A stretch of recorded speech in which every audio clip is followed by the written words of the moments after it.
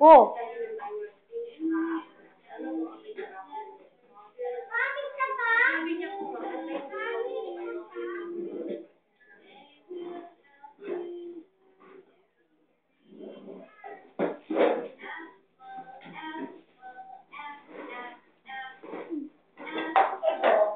Lalo natin kaya to. Ang klase, kulang kayo sa preparation.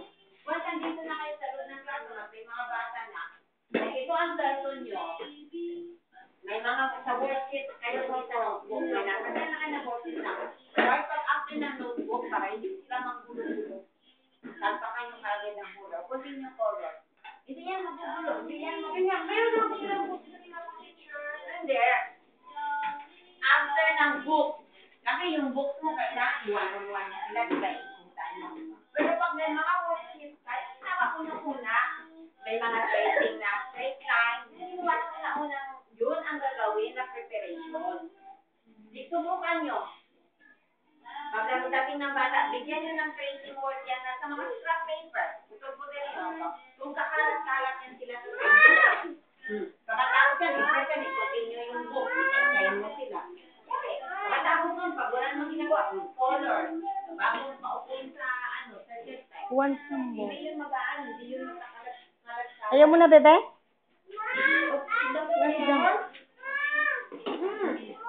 You want some more? You want some more? Right. What are you going to say? Welcome. Thank you, teacher. Ganun, bebe. Thank you, teacher. Who wants some more? Lisa, want some more? Want some more? Ayaw na. Drink ka ng maraming water, ha? Para... Lolo, ka gumanyan.